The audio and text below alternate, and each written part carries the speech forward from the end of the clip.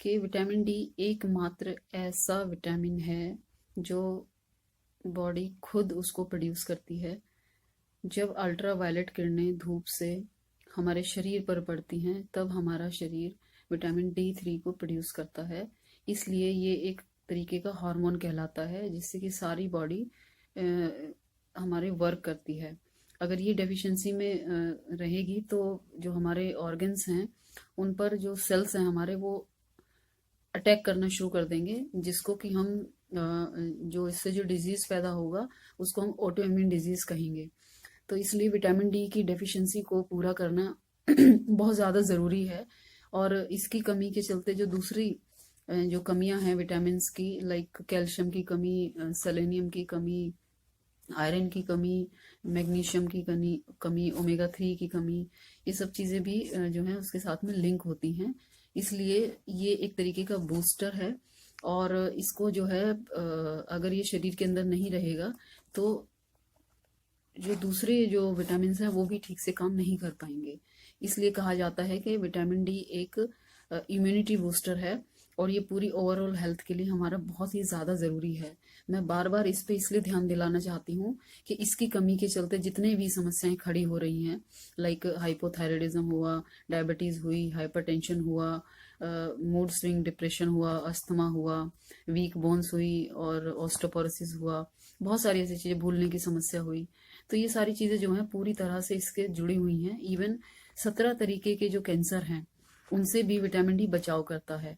तो इसलिए आप चाहे टेस्ट कराएं या ना कराएं, लेकिन समय समय पर विटामिन डी कुछ मात्रा में ज़रूर लेते रहें और कोशिश करें कि जो कैल्शियम सप्लीमेंट के साथ जो विटामिन डी इंक्लूड आता है उसे ना खाएं, क्योंकि कई बार क्या होता है कि कैल्शियम हमारी बॉडी में सफिशिएंट होता है तो हमें उसकी ज़रूरत नहीं पड़ती। तो कोशिश कीजिए कि जो भी आप विटामिन डी लें तो सैशे लें या उसको दूध में डाल के लें, ताकि वो ठीक से एब्जॉर्ब भी हो जाए और एक नेचुरल कैल्शियम सोर्स जो है आपको दूध से मिल सके।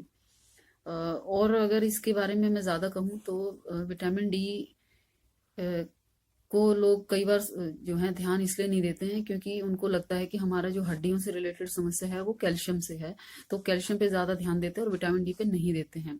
फिर दोबारा वो परिस्थितियां आती हैं जब आपके शरीर में विटामिन डी की कमी होने लगती है।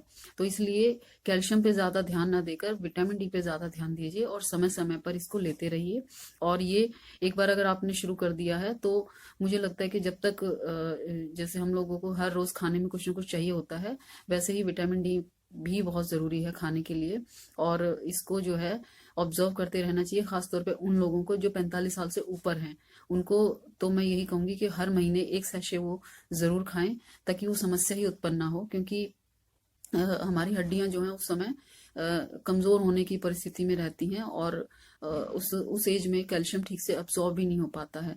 तो हमें सप्लीमेंट्स लेने की ज़रूरत होती है और धूप से भी हमें इतना नहीं हम लोग उसको गेन कर पाते हैं जितना कि हमें हमारी बॉडी को हमारी रिक्वायरमेंट होती है। तो इसलिए विटामिन डी पे प्लीज़ आप ध्यान दीजिए।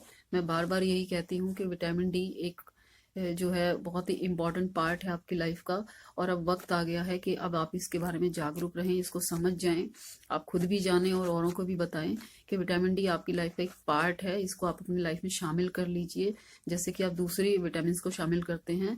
इसको शामिल करना बहुत ही ज़्यादा ज़रूरी है। Thank you so much.